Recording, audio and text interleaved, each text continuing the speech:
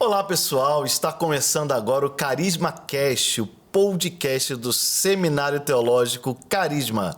Se você quer saber mais sobre o Carisma, acesse as nossas redes sociais no Instagram, @stcarisma, e no YouTube, Seminário Teológico Carisma. Então é isso, pessoal. Vamos chamar logo o nosso convidado? Vamos sim, ele é graduado em teologia, mestre em estudos linguísticos, missionário, profeta e professor no Carisma. Seja bem-vindo, Braulio Brandão, nosso querido amigo. Muito obrigado, Léo. Muito obrigado, Rafa. Muito feliz de estar aqui com vocês. Quarta pessoa da Trindade. Rapaz, Não, eu não passei no concurso ainda não, tô disputando. Ter o Braulio aqui traz um outro nível para esse podcast. Eu falei, gente, o peso vai aqui, subindo, né? Um pouco. Braulio, que alegria receber você aqui junto com a gente. Feliz demais, muitos anos já, né, de caminhada. O Braulio faz parte dos dinossauros do Carisma já, né? Juráxico. Ele já é das levas antigas. Você chegou aqui foi 2006 no Carisma. Sabe o que é interessante? Eu lembro que quando eu entrei no Carisma, o Braulio não tava, né? O Braulio foi na saída dele, né? Ele foi para as missões e tal. E a gente só ouvia as lendas. As lendas do missionário. As lendas do Carisma. Imaginava um cara com a faca aqui. Quando o Braulio voltou, não, vamos ter aula com o Braulio e tal, e não sei o quê. Eu já tava dando aula nessa época, legal, quando você voltou. E eu falei assim, eu não vou ter aula com ele. Desesperado, que já tinha passado minha vez. Eu lembro porque como eu era muito amigo, e foi logo depois, na época que eu fui pro campo, foi logo depois que todo mundo da minha turma começou a dar aula. Foi mesmo. O Dro, a Kel, a Vanessa, foi logo depois. Então, tipo, todos os professores eram meus colegas de turma. Nossa. E você se formou na turma famosa, né, do Carisma, né? Isso aí. Uma das, né? A famosa turma de 2007. É porque realmente saiu muita gente dessa turma de 2007. A gente despontou no Carisma, né? E na igreja também, né? Não, e por causa da estrutura do Carisma, como eu entrei no meio do ano, eu estudei tanto com a turma da Raquel e do Drummond, que era de 2007, quanto com a turma do Pedro Estrela e da Vanessa e da Nathalie Collen, que era de 2008. Então eu formei o melhor dos dois mundos. O melhor dos dois mundos, né? Geral. Ô, Brau, mas pra gente te conhecer um pouquinho mais, o pessoal te conhecer um pouquinho mais, o pessoal fica sempre nessa curiosidade, né? Os alunos que já tiveram aula com você têm uma admiração muito grande pela forma como você traz as matérias, sua forma de ensinar, é algo que traz assim para os alunos ficam muito admirados, mas eles sempre ficam pensando assim, mas quem é o Braulio? De onde surgiu o Braulio, né? Me fala um pouquinho da sua infância. Você é carioca, né? Sou. Natural do Rio de Janeiro. Aqui só tem carioca aqui hoje, hein? É verdade. Rapaz, hoje aqui desceu o Rio aqui. Moleque. O negócio ficou pesado aqui agora. Escondam suas carteiras. Conta um pouquinho da sua infância, sua família, como é que foi esse início? Inclusive, você que está nos assistindo, aproveita, porque é exclusividade isso. Eu já não sou um cara de falar da minha vida, eu não tenho rede social. Então você vai descobrir aqui, é exclusivo. Exclusividade. Carisma Cast. Voltando. Bom, então, eu sou natural, na verdade, de Campos dos Goytacazes, né? Interior do Rio de Janeiro. Na terra do Fernandinho, salve pro meu conterrâneo. Então, eu sou de lá, assim, morei em várias cidadezinhas de lá. A minha mãe se converteu quando eu era criança, quando eu tinha mais ou menos uns 8 anos de idade. Então, desde então, eu vou sendo arrastado, né? Mas me converti mesmo aos 14. Aos 14 anos de idade? Aos 14 anos de idade. E você lembra de alguma experiência assim que te marcou para a conversão? Eu me converti no encontro com Deus, né? Uau! Nossa! Já foi nível hard, já chegou lá. É aquela coisa, eu era crente sem vergonha, assim, né? Aquela coisa, eu ia na igreja, tarará, mas eu marco o encontro como o meu evento de conversão, assim. Que legal. Porque foi dali em diante que eu comecei a levar o evangelho a sério, aquelas coisas todas. E você morava em Campos ainda nessa época ou não? Eu na verdade, estava morando numa cidadezinha desse tamanho, chamada Porciúncula, né? Porciúncula, famosa Porciúncula. Habitantes, salve para os porciunculenses que estiverem me assistindo.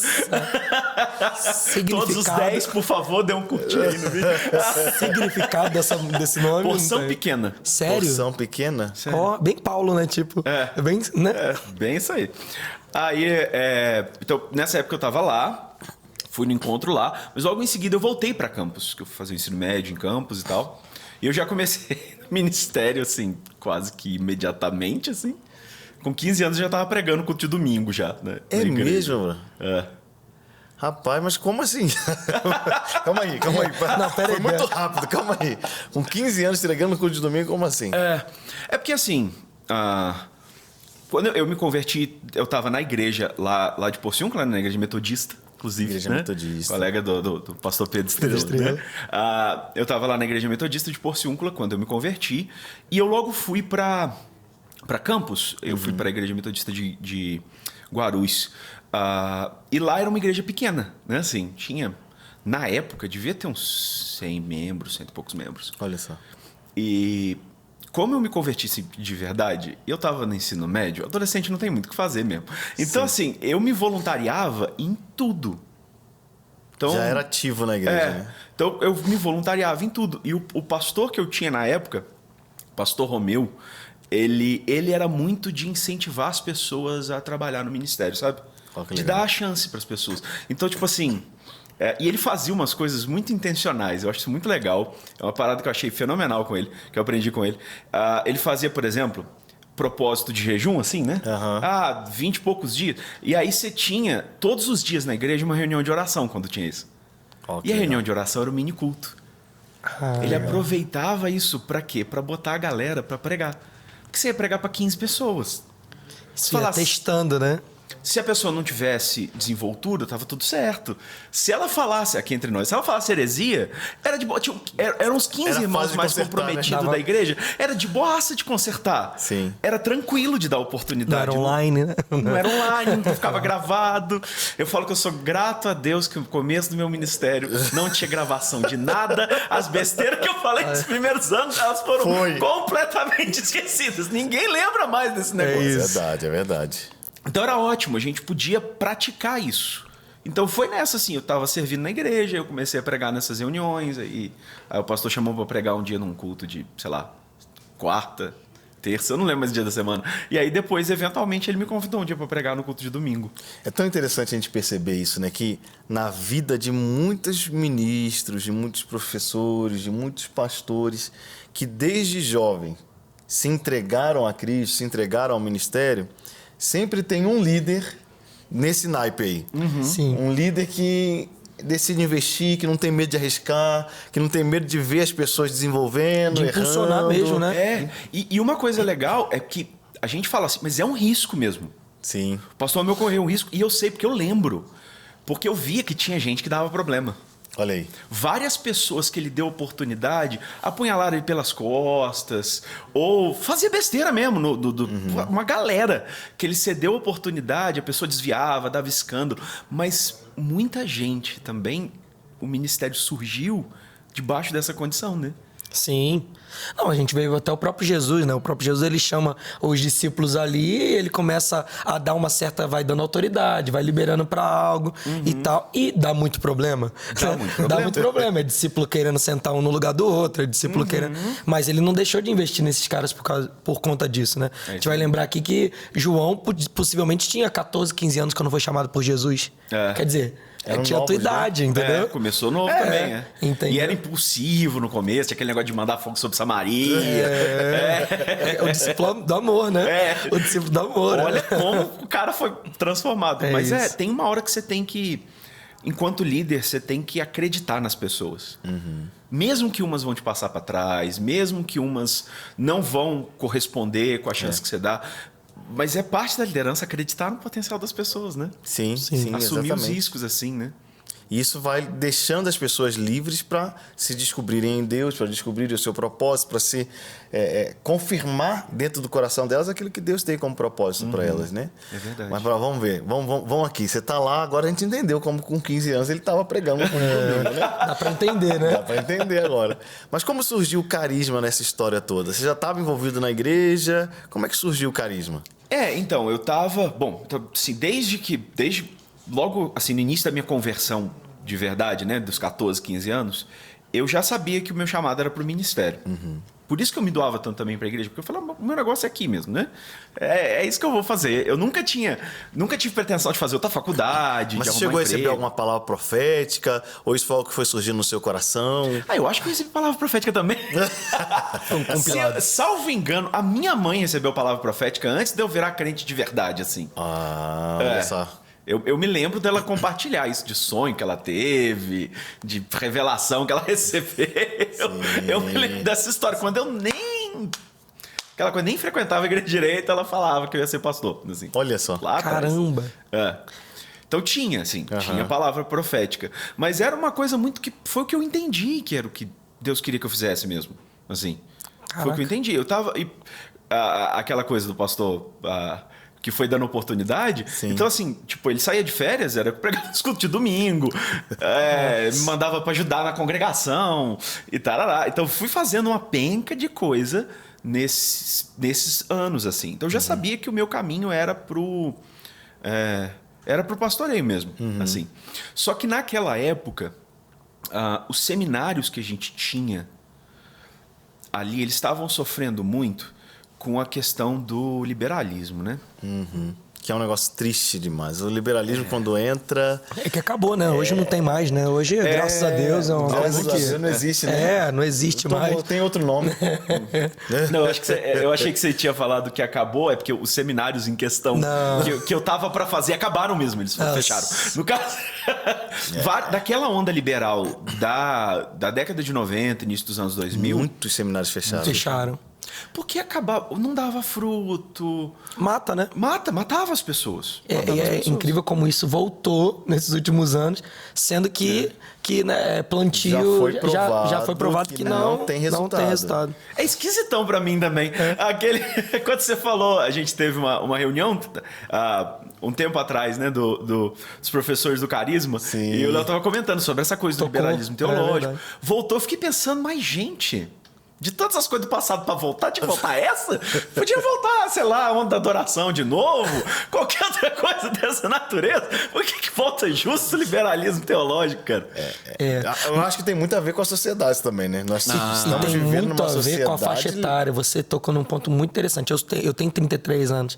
E eu lembro que nesse dia você falou, gente, infelizmente, aparentemente, a galera de 30 para baixo é mais seduzida por essa pregação. Eu fiquei pensando nisso quando a gente quando teve esse comentário, se não é porque essa galera não viu as consequências do liberalismo ainda. Eles não viveram, né? Pra né? ver o que aconteceu, o desastre que o liberalismo faz dentro da igreja. A gente, em Lagoinha, a gente experimentou isso. Sim. A gente teve a situação de o seminário ficar liberal e de dar problema, e a gente ter que cortar, e o Carisma surgiu meio como uma resposta para esse problema, né? Então a gente já passou por isso, né? Sim. Então não é exclusividade de outras denominações. Lagoinha passou por isso, a gente sabe que não dá certo. Não dá. E flertar com esse tipo de teologia nunca vai ser saudável. Nações hoje estão acabando no cristianismo por conta disso, né? Estão se perdendo totalmente. Então, quer dizer, um trabalho que tanta gente fez se perdendo por conta de uma semente, né? Sim. Então, aí porque o seminário era liberal, aí eu passei por um período, assim, adolescente, né, cara? Com as namoradas, aqueles problemas. Teve o... Desviou. Desviou dentro da igreja ou desviou? Desviei dentro da igreja. Eu também, só desviei dentro da igreja. Eu desviei dentro da igreja. Não, só desviei dentro da igreja. Fora dela...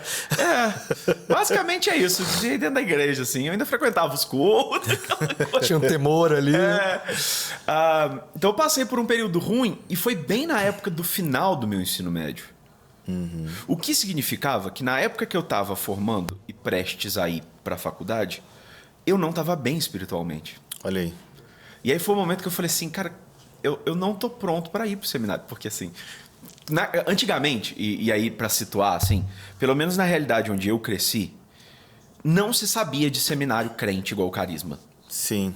Eu acho que ele até existia em alguns lugares do mundo, mas a gente não sabia disso. É verdade. A gente só sabia de seminário liberal, de seminário que você vai e esfria. De seminário que o teste é quem vai... e permanece é porque tinha chamado mesmo. É verdade. É verdade. Eu lembro disso. Escola de desviado, né? É o teste do... Se você permanece crente depois de fazer o seminário, é porque você deve ser crente de verdade. Nossa. E aí, fazendo autocrítica, eu falei, eu não tô crente o suficiente pra isso, não. Eu acho melhor não fazer isso. E aí foi um momento de crise, assim, de chamado, de o que eu faço da minha vida. Porque eu, na verdade, não tinha desistido do chamado, mas eu achei, na minha cabeça, assim, cara, eu vou ter que fazer uma faculdade, fazer alguma outra coisa. E depois, lá na frente, a hora que eu tiver mais sólido na fé de novo, eu posso tentar fazer o seminário. Aí eu tava pensando, cara, que... plano, né?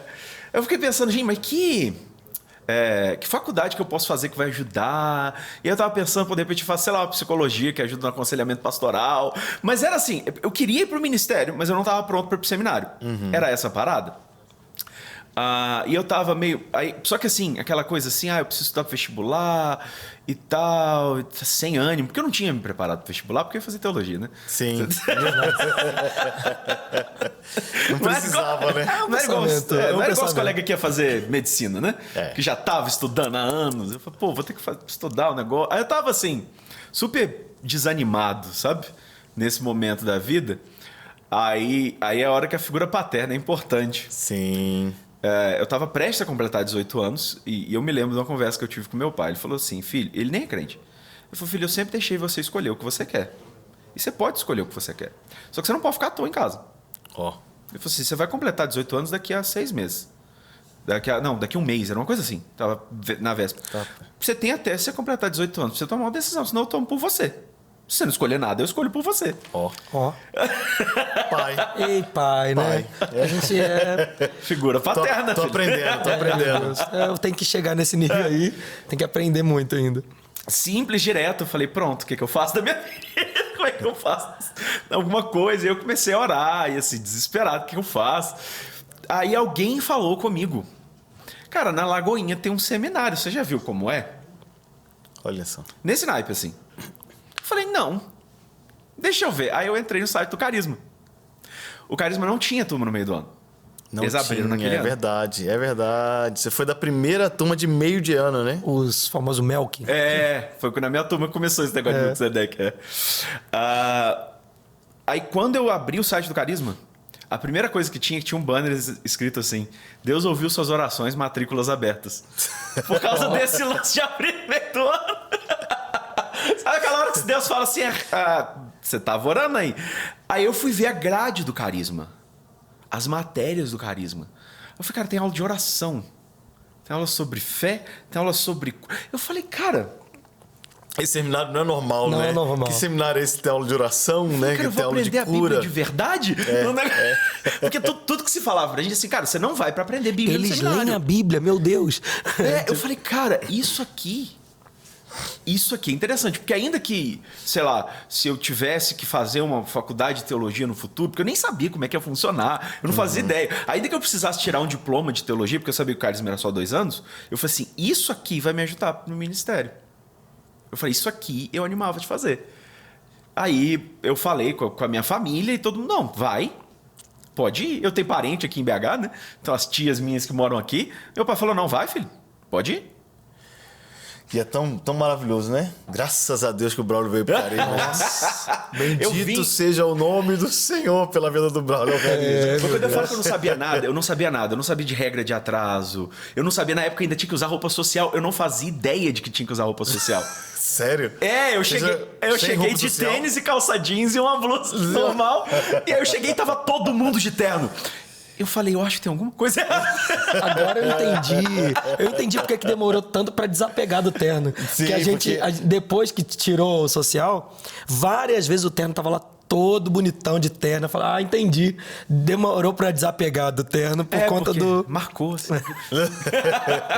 Mas foi. E aí a primeira aula, eu não esqueço da primeira aula, era a aula do pastor Eber. Pastor Eber Dutra, era aula de justiça. Eita. Que é uma das disciplinas que eu leciono hoje. Sim. Era aula de justiça. E aí eu me lembro, a primeira coisa que chamou a atenção, primeiro que eles lia a Bíblia mesmo, assim, né? Ele abria a Bíblia. Ele olhava e pregava em cima da Bíblia. E uma das coisas que eu senti foi, gente, era isso que eu achava que um seminário devia ser. Olha só. E eu não sabia que existia isso. Nossa. Eu não sabia que existia isso. Na minha cabeça era isso que era um seminário. Aí as pessoas sempre falavam, não é. Seminário não é isso. É para estudar teologia, é para estudar ciência, é outra coisa. É cético. Porque eu cheguei a fazer umas matérias para uma desses seminários, que você tinha um pré-teológico, chamava, que você tinha que fazer umas matérias antes. Aí um professor, eu lembro que ele usava a famosa frase assim, olha, aqui é aula de teologia. Você guarda sua fé no bolso quando você entrar na sala de aula e você tira ela quando você sair. Misericórdia. Então, pra mim, o que eu vi no carisma, eu nem sabia que existia. Eu falei, era isso que eu queria, era esse negócio que eu queria que acontecesse. E pra completar, porque a aula era aula de justiça, no final ainda teve um mover, tinha um camarada caído do meu lado, esperneando no chão, rodando, falando em línguas. Eu falei, cara, esse é o meu lugar mesmo. E daí a gente pode até entrar pra uma coisa interessante, se você quiser comentar, porque quando a gente tem o primeiro contato com o Braulio, ele vem daquele jeitinho dele e tal, a gente fala assim, é um presbiteriano, é um cara mais reformado, é um cara mais conciso. Só que você é mais do manto que muita gente de Assembleia. Pentecostal raiz, né? Como é que acontece isso? Pentecostalismo clássico. Como é que é a sua formação assim, nesse sentido? Porque você é a verdadeira multiforme graça. Entendeu? Do Espírito Santo. Cara, eu já ouvi isso de tanta gente. Eu já ouvi isso do meu amigo Thiago Rossi, quando eu vou pregar na igreja dele. Ele fala, cara, você consegue pregar aqui do jeito que eu prego e você prega no carisma do jeito que o Léo prega. Eu acho que é uma graça. Deve ser. Essa graça particular. Mas em termos de formação, acontece mesmo, porque eu era, de uma igreja metodista, então eu era de uma igreja histórica. Sim. Então eu sabia como é que funcionava a coisa. Muitas metodistas na época eram tradicionais, muitas ainda são. Mas a mim, em particular, pastor Romeu, né? Voltando para a figura que ajudou na formação, o pastor Romeu, ele era pentecostal, cara. Ele era mesmo? Pentecostal. Ele se converteu a... Ele era do candomblé, eu acho, ou da Umbanda. Olha só. E ele se converteu quando ele foi pedir alguma coisa pro pai de santo. E o pai de santo falou assim, eu não posso fazer esse trabalho para você, porque você pertence ao homem de branco. Olha. E ele falou, mas que história é essa? Ele ficou revoltado e foi tentar descobrir quem era o tal homem de branco. Se converteu, descobriu o homem de branco era Jesus. Glória a Deus. O pai de santo encaminhou ele para Jesus. Olha isso, né? Ele se converteu num contexto pentecostal, né? Sim. E na minha cidade, lá em Campos, ele tinha um programa numa rádio que era a rádio dos pentecostais. Era muito engraçado, porque a minha igreja, lá, a Igreja Metodista de Guarulhos, na época, ela tinha mais proximidade com as assembleias, as igrejas pentecostais em volta, do que com as outras metodistas da cidade. Porque o pastor já tinha um pezinho mais quente. E aí ele ia nessa rádio e ficava amigo dos pastores. Ele chamava os pastores. Tinha um culto, que era o culto de segunda-feira, na minha igreja, que era o culto que ele chamava os pentecostais. Ele já dizia pra mim, ele dizia, Braulio, nesse dia, vem de gravata, filho. Vem de social, porque a gente vai receber os irmãos das igrejas diferentes, tarará. E aí era os corinhos de fogo, aí era igreja então, pentecostal assim, raiz. Você foi preparado pra viver Lagoinha. É isso aí. É isso aí. Pra viver a experiência de Lagoinha, que Lagoinha é isso, né? Lagoinha é isso, Lagoinha é essa multiforme graça. E eu vou te falar, foi uma das coisas que mais me impressionou em Lagoinha. Quando eu cheguei de um contexto, eu, assembleano, e cheguei em Lagoinha multiforme graça. Você foi forjado pra gente aqui. Não, foi o que me atraiu pra Lagoinha. Quando eu comecei a vir pra cá, frequentar o carisma, tarará, foi o que mais me chamou a atenção também. Eu falei, gente, que legal. Como uma igreja tem... dentro da mesma igreja local, tantas diferentes manifestações do evangelho, tantas diferentes manifestações do Espírito, tantas diferentes formas da graça, né? Até linha teológica, né? Tudo. Sim. Ô, Braulio, deixa eu te fazer uma pergunta aqui, porque isso a gente não pode perder. Então, deixa eu aproveitar que a gente tem bastante tempo ainda para falar sobre isso, que é sobre o que o Rafa citou aqui da sua passagem no campo missionário, né? Porque aí você vem pro carisma, você estuda no carisma, mas aí o Rafa falou que você estava no campo. Como assim você estava no campo? Como é que surgiu missões na sua vida? Bom, fazendo a linha do tempo aí, né? Depois que eu formei, eu comecei... na verdade, eu ainda estava no carisma, eu estava no último período, quando a gente começou, eu e o Drummond no Vento no Fogo, né? Sim, que a gente começou a fazer os seminários nas igrejas, que a gente tinha muita igreja parceira que era do Rio, por causa do pastor Walter, né? Pai da Renata, que era o pastor que apoiava a gente lá. E alguns em São Paulo, que era a igreja da Raquel, o pai do Marcelos. Sim, pai do Marcelinho. sim. Ele que abria também altas portas pra gente lá em São Paulo. Então eu tava aqui estudando, no último semestre foi assim. Eu estava de segunda a sexta, sexta-feira eu ia embora. Às vezes sexta-feira eu viajava, às vezes eu viajava na quinta. Gente, pra quem não conhece essa história, acho que vale a pena a gente falar um pouquinho desse Ministério Vento no Pode Fogo. falar, claro, tá doido. Porque o Ministério Vento no Fogo foi um marco, um diferencial nessa caminhada ministerial pra vocês, né? Foi. Eu tenho, até hoje eu tenho, depois Deus me deu o privilégio de entrar nesse Vento no Fogo, pelo menos um pouquinho de ladinho assim, ó.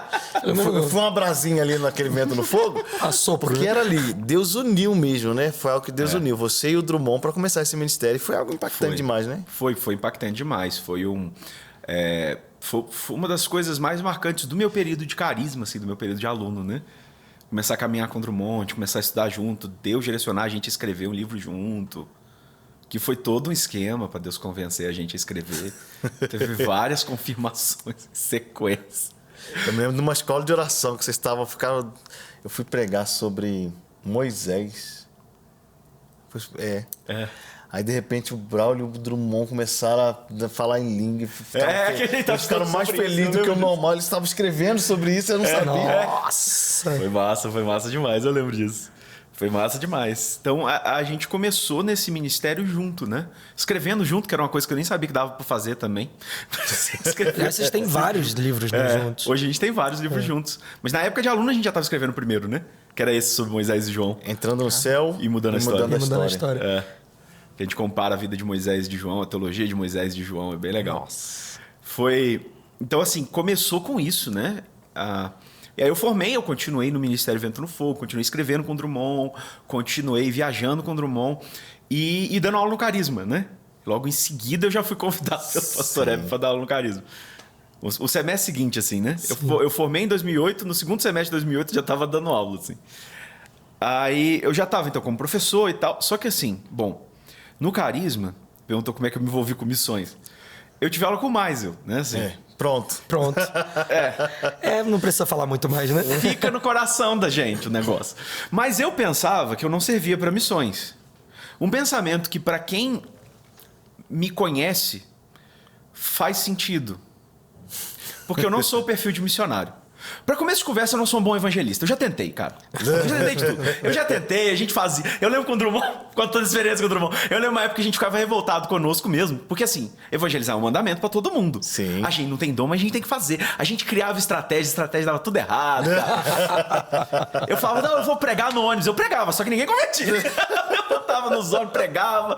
Mas não era dom, cara. Não era dom. Eu queria ver isso, você pregando no ônibus, cara. Preguei no ônibus várias vezes.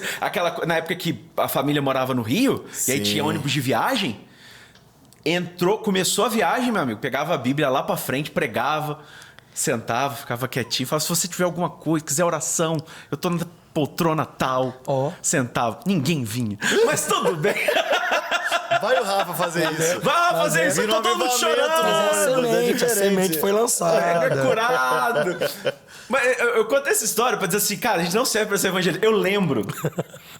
É aqui pra contar essa história, né? Eu lembro falando das estratégias, eu lembro que o Drummond, eu não sei se a gente viu isso em algum lugar, mas a gente, aquela coisa de se oferecer pra pessoa, tipo um bombom, pra depois puxar o papo puxar o assunto do evangelho. Aí eu lembro que a gente tentou abordar uma pessoa e ela ficou toda ressabiada, assim. E na hora que a gente falou, cara, que a gente ia lá, ai, glória a Deus, achei que vocês iam me assaltar. Realmente faltou um pouquinho da graça. Você viu a unção do evangelista? Faltou um pouquinho da unção ali. A gente não tinha tiro pra coisa, não era um negócio. Então, tipo assim, qual que é a nossa concepção? Você vai pro campo pra quê? Pra plantar igreja, pra evangelizar. A figura do missionário, na cabeça, era muito presa à figura do evangelista. Sim. Então, assim, primeiro, né? Eu achava o trabalho de campo legal, eu só achava que o que eu vou fazer lá. A segunda coisa... Cara, eu sou nerd. Não é o perfil do cara que vai parar na Amazônia. Tipo, né? Não, é o perfil que eu faço pra me divertir. Eu jogo do computador com a galera. Até hoje eu falo assim, oh Deus, por que eu não consegui visitar o Braulio e ver ele lá na selva? Seria uma cena que eu queria ter viva na minha mente. Mas o Paul Bell foi. Paul Bell foi. Se vocês quiserem o relato dele quando ele vier no Carisma Cast, pode perguntar, porque ele foi, voltou passando mal. Foi mesmo. E você ficou lá bastante tempo, né? Fiquei lá 4 anos. Caramba. Eu fiquei lá 4 anos. Então eu não era o perfil da pessoa. Eu falava, cara, não é o que eu vou fazer, não é pra mim. Até Deus falar que é assim. Até, na verdade, o start da coisa foi numa assembleia. Eu já estava como professor, estava dando aula. E aí eu fui para a assembleia, né? A gente está por ali, a gente participa da assembleia, né? Eu fui para a assembleia e aí veio um casal de missionários, o Gini e a Tati, que é um casal de missionários que trabalha com os Paracanã. Eles foram trazidos pela Débora, que na época era secretária acadêmica. E ela, eu acho que ela estava estudando na UFMG e aí ela conheceu esse pessoal, uma coisa assim. E ele trouxe eles. Esse é um casal que trabalha com a tradução da Bíblia para os Paracanã. Eles trabalham até hoje vai ser o boletim deles. Legal. E tal. Eles trabalham com a tradução. Eles já estão... Não, eles ainda estão fazendo o Novo Testamento em Paracanã. Fenomenal o trabalho. Caramba. E aí eles vieram e deram testemunho disso, que eles trabalhavam com a tradução da Bíblia para línguas indígenas e que tinha uma penca de língua indígena que eu precisava de tradução, que era uma parada que eu não fazia ideia que precisava. Que a gente pensa assim, não, a tradução é um negócio que o pessoal tinha que fazer na Idade Média, que agora já tem, né? Nossa. Todas as línguas já tem. Pô, não tem. O Brasil, só no Brasil, tem mais de 180 línguas indígenas e tem 5 línguas indígenas com a Bíblia toda. Olha só. 5. A 20 e demanda poucos é enorme. com o Novo Testamento, 5 com a Bíblia toda. Olha só. Então, quer dizer, você tem mais de 150 línguas indígenas que não tem nem o Novo Testamento, assim. Nossa. Que são faladas hoje no Brasil e que precisam disso, né? Uma realidade que poucos brasileiros conhecem, né? Poucos brasileiros conhecem. A gente não conhece a realidade indígena do Brasil. Porque eles não estão... Geralmente, eles não estão nos grandes centros, né? Assim, Você tem uma outra liderança indígena que vem... Agora, alguns foram eleitos para deputado. Você tem uma outra liderança indígena que sai da aldeia e vai para a cidade para tentar brigar pelos direitos. Então, você conhece aquela pessoa. Mas você não conhece a comunidade, a galera não faz ideia do tamanho da comunidade que aquela pessoa representa, de quantos povos existem. Muitas áreas indígenas, inclusive, a gente não pode entrar. Não, tem um monte de áreas indígenas não alcançadas ainda. Pouco tempo agora na Amazônia, literalmente descobriram uma tribo que ninguém sabia que existia. Você tá entendendo? Então... Dá pra achar, pode, porque, né? cara... É porque, o que acontece? Por mais que a gente imagine, mas tem satélite, tem não sei o quê. Mas a Amazônia é muito grande. É. Ó, o município que eu trabalhava, São Gabriel da Cachoeira, pegando o território do município. A cidade tinha, sei lá, 300 mil habitantes? Menos. Mas o município era do tamanho... A área dele era 2 vezes a área do estado do Rio de Janeiro. Uau. Então, basicamente tudo isso é basicamente mata. Você consegue visualizar as aldeias grandes. Mas as pequenas aldeias não tem como por satélite. Tem aldeia que tem 2.000 pessoas, essa aí você consegue. Mas é aldeia que tem 50, 100. É um bolinho. Você não vê. Não dá pra passar por cima e ver que tá ali. Nossa. Então, quanto mais no meio da mata os povos vivem, menos visíveis eles são do alto. E mais difícil de chegar também, né? Logicamente mesmo, né? Muitos deles são seminômades, então não é gente que fica nem no mesmo lugar por muito tempo. No caso dessa tribo que encontraram agora, é exatamente esse o problema. Eles são nômades de verdade, não nem semi, é nômade mesmo. Eles vivem... sempre estão mudando de lugar. Sempre mudando, então... Então, você não acha? Como é que você acha esse pessoal? Você não acha? Porque eles não vão nem fazer casa. Porque quando você tem uma aldeia grande, aí você vê, né? Porque eles têm que derrubar as árvores e fazer... Aí você vê as estruturas sendo construídas. Mas no caso de uma comunidade nômade, você não vai ver nada, né? Eles não vão deixar muita coisa para trás. É verdade. Eles vão fazer uma barraquinha aqui e outra ali. Como é que você sabe que aquela barraquinha é de um povo inteiro? Não é de um camarada que foi caçar um dia, que foi pescar um dia e esqueceu lá. Você não descobre como é que é essa experiência de você ficar 4 anos imerso, assim... fazendo a tradução, ajudando na tradução. Então, eu fui porque... Aí aquilo mexeu comigo, né?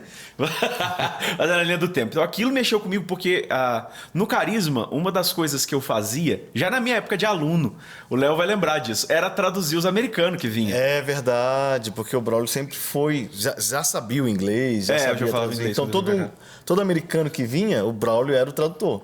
Porque além de conhecer o inglês, ele conseguia fazer uma tradução boa, né? Sim. Porque um dia eu fiz, então assim, é um desafio. Você uma traduzir uma pessoa bem é uma arte. Não é só saber inglês, né? Você tem que... É uma arte mesmo. Canso sério pra caramba. Imagino, né? Mas é muito legal. Eu tive experiência de traduzir gente, assim, fenomenal, né? Você traduziu o Reinhard Bonk? Não, eu traduzi o genro dele. O Daniel Kolenda. Daniel Kolenda. Daniel Isso Kolenda. mesmo. Cara, fenomenal, camarada. Gente, Fenomenal. é porque talvez as pessoas não entendam, porque como eu sou evangelista, esses nomes pra mim não são só nomes. Entendeu? Eles não são só nomes pra mim, cara.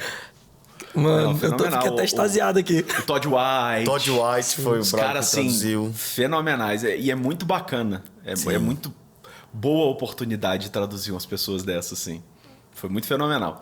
Então, como eu já tinha esse pé na tradução, eu falei, cara, isso é uma coisa. Traduzir a Bíblia é uma coisa que eu acho que eu poderia fazer. É uma coisa que encaixa com o meu perfil, com os dons que Deus me deu.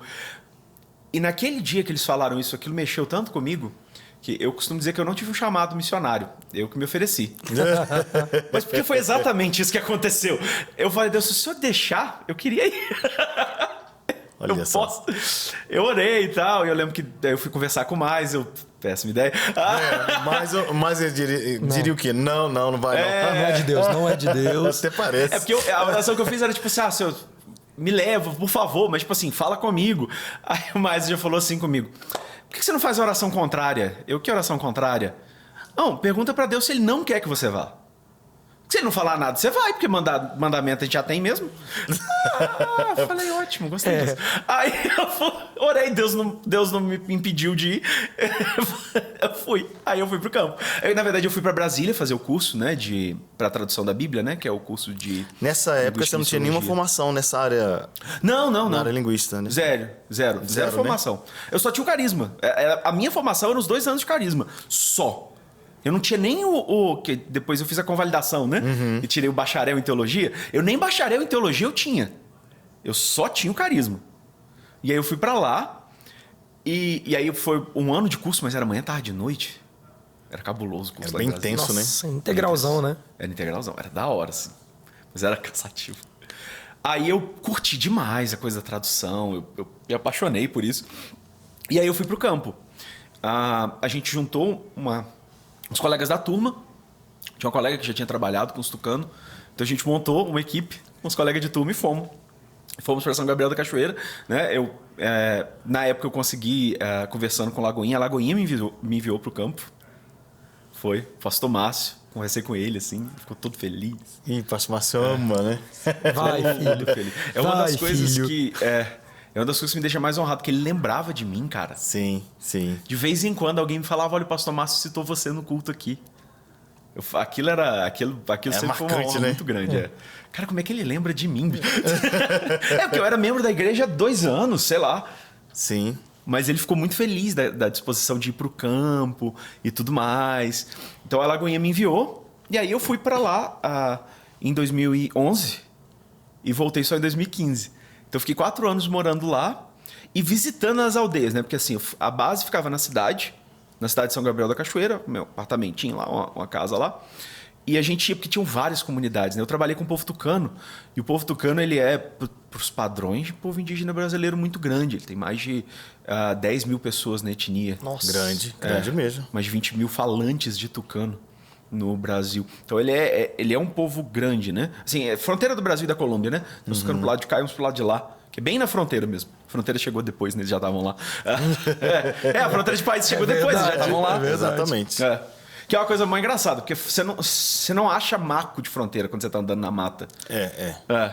Você simplesmente não encontra. Tem altos relatos de missionários que quase tiveram problema com os governos porque atravessaram a fronteira sem saber que tava atravessando. Você atravessou ilegalmente, mas eu não sabia que eu tava no outro país, porque é tudo igual lá dentro. Nossa. Sim.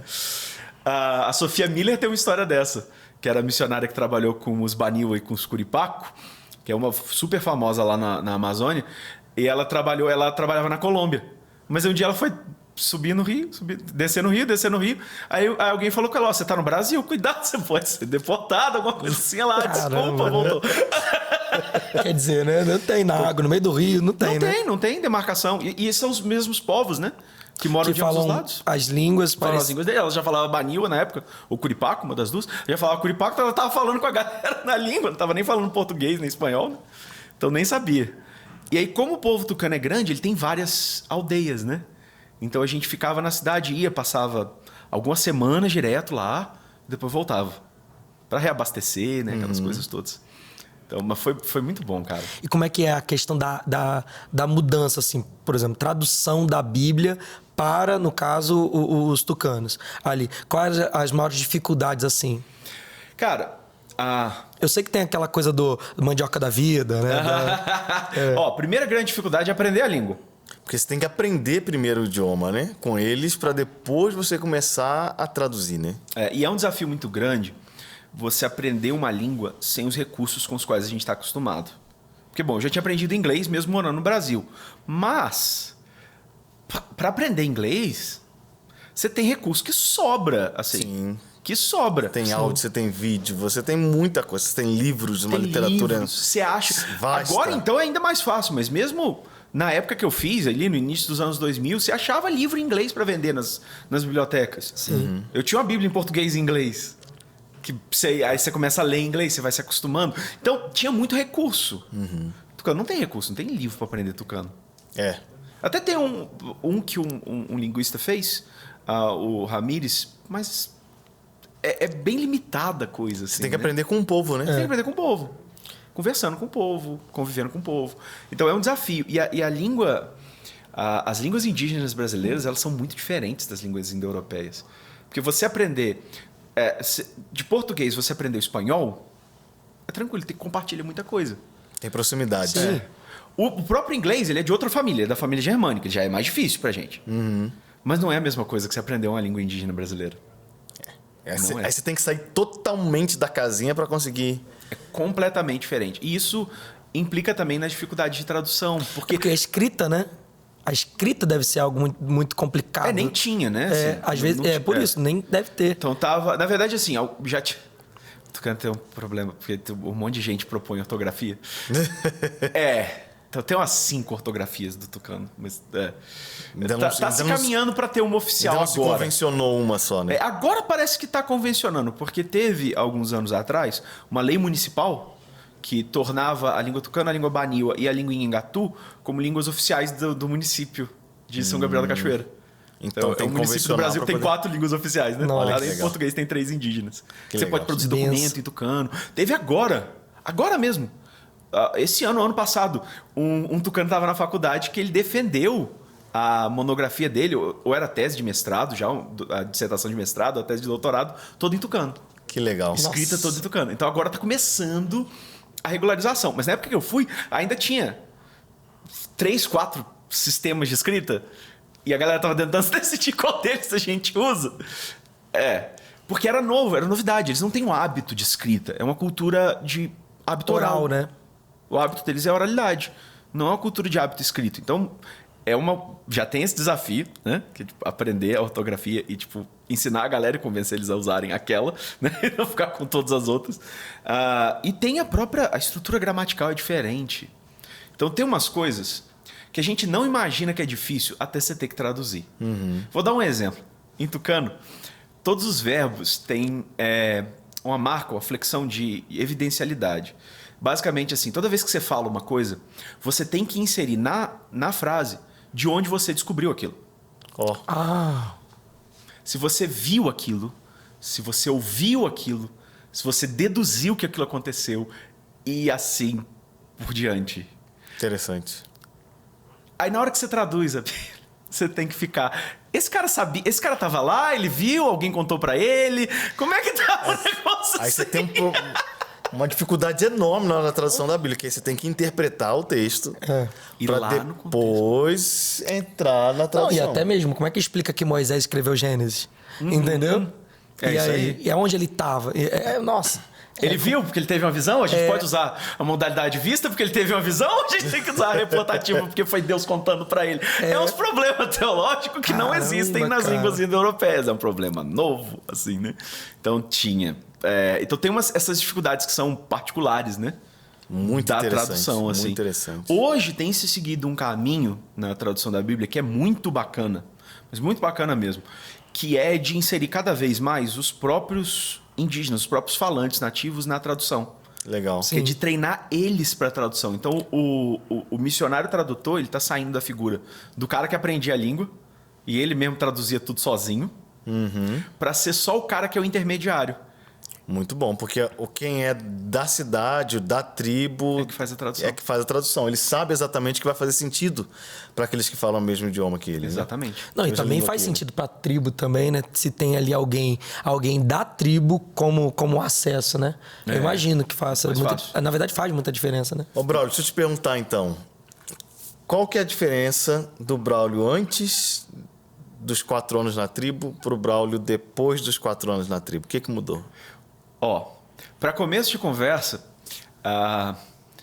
o Braulio, depois da tribo, é o Braulio com saudade, né? Fico com vontade de voltar pro campo. Começo de conversa é isso, né? Sempre tem vontade de ir lá. Tem vontade de voltar. A gente fica esperando Deus falar assim, pode, filho, pode voltar. Né? Porque aquele negócio, eu perguntei para Deus, se o senhor não quiser, me tira. Aí ele me trouxe de volta. Eu fiquei lá até ele trazer de volta. Aí a gente continua a oração, tipo, manda de novo. Então tem isso. Mas, além disso, muda muito. Assim, primeiro que a experiência no campo, ela abre muito a sua mente. Assim. Tem muita coisa... Por exemplo, tem muita coisa que a gente jurava que era parte do evangelho e a gente descobre que não é. Que é parte da nossa cultura. Sim. E você descobre quando você é confrontado com outras culturas. Com aquelas que pensam diferente. Então, isso é muito interessante, assim. Sabe? O meu jeito de ler a Bíblia ficou... menos brasileiro, digamos assim, né? Ficou mais geral. A gente começa a extrair mais os princípios eternos do que só as coisas que são específicas da cultura. Sim. Essa dinâmica mudou muito, mudou pra caramba. E, assim, eu nunca mais me adaptei com o ritmo da cidade grande, assim. Porque foi uma das coisas mais difíceis de adaptação lá. Porque a adaptação, querendo ou não, assim, bom, por mais que seja muito longe daqui, é o interior do Brasil, então... Sim. Eu não tive problemas que outras pessoas têm de ter que aprender uma outra língua nacional. Não. Na cidade, todo mundo falava português. Os próprios indígenas, a maioria deles é bilíngue, trilingue. Eles falam português, assim. Então, eles conseguem falar mais de uma língua. Então, em português, a gente se virava. Então, isso era mais tranquilo. Né? Querendo ou não, você está no Brasil, então não tem problema de visto. Não tem problema tudo é mais fácil. Precisava voltar, tinha avião.